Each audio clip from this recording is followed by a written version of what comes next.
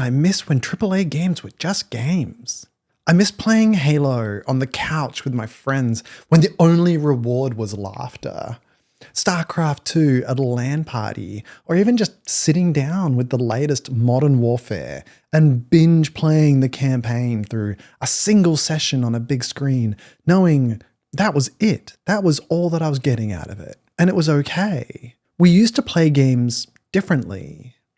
We used to play games just for the sake of having fun, of entertainment. Today, it's kind of different. Almost every AAA game seems like it's got a service to provide. Every game has seasons, battle passes, gacha mechanics, bloody loot boxes, even a store. Like, why does an Assassin's Creed game, an entirely single-player experience, need a store? It's selling me things I feel I should just be earning by playing the game. Rather than playing for the simple reward of feeling entertained, we spend our gaming time grinding through content, earning currency and gear on a schedule, getting promoted to earn the privilege to spend money, all under the guise of being a service to us. Is this a service or is this a side hustle? And who is really being provided a service here? Is it the players or the company? Why did all this change? Well, shock horror. Money. As games grew in popularity and became part of our regular society and no longer something to be frowned upon, the audience grew and companies realized that there was way more money to be made in them. And AAA companies realized the retail boxed product, one-time purchase, wasn't the only way to make that money. This and digital distribution and more reliable internet connectivity resulted in all these different methods for generating income beyond the one-time upfront purchase. There was a time that creating a game with a subscription was new.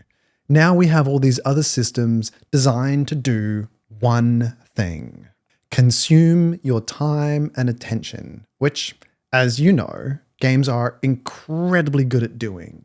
No other form of entertainment is so self-sustaining and so engaging on a repeated basis and with functionally the same content. I mean, there's only so many times you can watch the same episode of a TV show, yet you can play the same map in Call of Duty thousands of times. And companies want as much of you as they can get. Because the more you invest your time and attention, the more likely you are to invest your money. It's that inherent engagement of games which makes these kinds of models so successful, and they leverage your attention to sell you stuff, which of course has shown to be incredibly lucrative. Instead of a one-time sale, it's a continuous stream of revenue. This change of business model dramatically changed the way the industry makes games. With all this expanded revenue unlocks expanded budgets. As budgets grow, team sizes escalate to not only cover the cost of more complex games, but also more content to validate that increase in budget. Live service adds a whole new array of server costs, multiplayer, upkeep, and customer service becomes way more critical. And like I said, this new influx of cash and escalation of costs has changed the way games are designed and made. When I first started out, game designers were just that, game designers. Sometimes they were split between game and level design, but generally your title was just designer, and you did a bunch of different things. The goal was to keep costs down and do as much as we could with very few resources. On Dawn of War, we had like 3 to 4 designers, all doing a variety of tasks, from level to multiplayer to systems. On World of Warcraft, there was at least 40, spread across level, class, system, itemization, and more.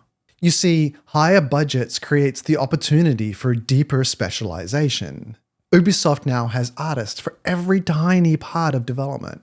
It's not just level designer, it's blockout designer or lighting artist or prop artist. This level of specialization allows for them to scale quickly to solve the demands of ever-growing content needs, but it also increases the base cost of a game's development. On basically any game, Headcount is what contributes to cost the most. This means every game at this scale has to make more money, which means more time and energy is invested into how do we make players spend more. Today, companies have whole departments built to figure out what and when to release content to make the most money. They analyze changes made to the game, what competitors are doing, see how many players changed, left, started playing more, what that change was, and how to do it again. That data then starts driving what the content teams are working on, as the goal becomes to make players spend more as opposed to give value to the player. These people aren't evil, it's just their job, and they're good at it. But often they're more interested in the data than in the player, which is counter to most developers. Of course, then COVID happened, which with its explosion of new players, or rather existing players with more time and free money to spend, combined with insanely low interest rates, made this even worse. More money got spent on games by players, causing this huge spike in revenue, which increased the perceived overall value. This brought investment from atypical areas, most of which weren't accustomed to the game development cycle. Companies were being acquired left and right, new ones popping up with insane investments, and existing companies were being told scale and add more projects and headcount under the assumption that there was way more money to be made in the live service environment. Of course, chasing trends, all of those new games and studios that popped up were focused on being live service or some form of it. It felt like every pitch was the same. This overreaction by the industry to a global pandemic resulted in a massive spike of overinvestment by generally uninformed funds it's not smart, but then that's really easy to say in retrospect. And a lot of this is how we end up with the state of the industry is in today. Lots of games shutting down or being cancelled, lots of jobs going away, lots of terrible, all because of an uninformed overreaction to an abnormal situation. Now, live service was around before COVID, but that all made it worse. It created a scenario where every game had to be a live service in order to be funded, which exacerbated the problem, and why we see so many people complaining about it and so many companies and games shutting down today. Now, we can't be ignorant about all of this. Games do cost money to make, and it's only fair that the people who make the best games get compensated above and beyond those that make, crap. At the end of the day, these companies need to generate revenue. There are development and server costs that need to be paid, and as players, we should be supporting the company to cover the cost of those, as well as make the good ones extra profitable. To be clear, I have no problem paying for something that brings me value. That has always been the best thing about games. A game like Civilization had inordinate value to it. Halo multiplayer was phenomenal. But what about when it doesn't? What about when the things players are being charged for no longer have value? When does it just become exploitative? When the goal is no longer make a fun game, but to get as much money as possible from the player, isn't that just fundamentally wrong? And candidly, far too often, that has become the case today. Too many companies aren't really looking to give player value. They're looking for the greatest return.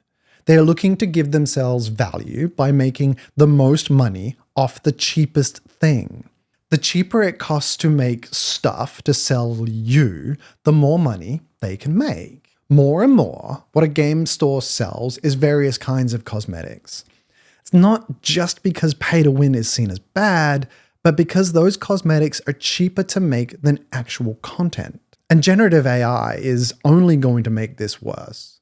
This technology lowers the overhead to create the content, which they can then offer to the player at the same price as what they were charging for it before, even though it has been automated and they've likely laid off people because of it. Do you really think that just because the item that used to cost $100 to make now costs 1 cent to make will reduce the cost of the item to the player? Call of Duty releasing AI-generated garbage on their store is just the beginning. Yeah, buckle up, because the next few years are going to have a lot of bad AI-generated content for us to filter through. But look, it's not the end of the world. And no, I'm not saying that you should stop buying AAA or spending money on live service altogether. There's hope, and it's not just indie games, although that's probably what you should be playing more and more of. In an environment where 15,000 games are released on Steam every year alone, you, the consumer, have incredible power. More power than ever before. Let's use Concord and Rivals as an example here. Rivals is a great game. It's free to play, and you get to choose if you want to spend money, and what they're selling is great value. It's all cosmetic. It empowers you to choose where and what you want to spend your money on, which at its core you feel good about because the game itself is just damn fun. Helldivers 2 is a master class with how they monetize their content. Yes, you can pay for it if you want, or you can grind and collect enough currency to buy a lot of it just through playing. And the live dynamic world actually validates there being an online component, a service. You're getting something every time you log in, not just another task list. You're playing a game that's evolving and it's inherent to the live service. Concord didn't offer really any of this.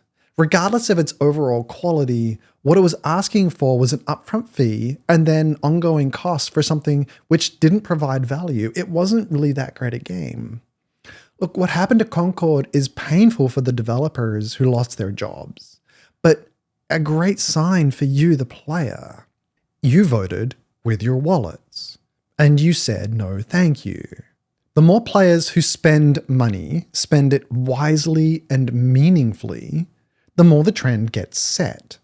Look, if you're watching this niche video on this small channel, it means you're already a very informed gamer. It means that you're interested in the industry, in trends being set. Lean into that. Get more informed. Learn more about which companies are fostering positive practices so that you can spend your money wisely. More and more in the industry, companies are becoming way more transparent about their development. Fantastic Pixel Games, Unleashed, heck, even Remedy recently posted how they're going to approach funding their next projects so that you can make good decisions. This kind of transparency fosters trust, and that should be supported. There are so many developers, AAA, AA, indie, across the board that still deeply care about you as a player. They care about creating the best, most fun and valuable game they possibly can. Use your knowledge to spend your money on the games that those teams are making. Your time and attention are your most valuable assets. Spend them wisely. Hey, I hope you enjoyed this one. I know the rant was a bit off kilter from my normal content, but I really wanted to get into it. If you like this, you can come visit us and hang out on the Patreon. I'll link it right here. It's the best way to support me and to ensure that you keep seeing content like this. For now though, thanks for watching. I look forward to seeing you again next time.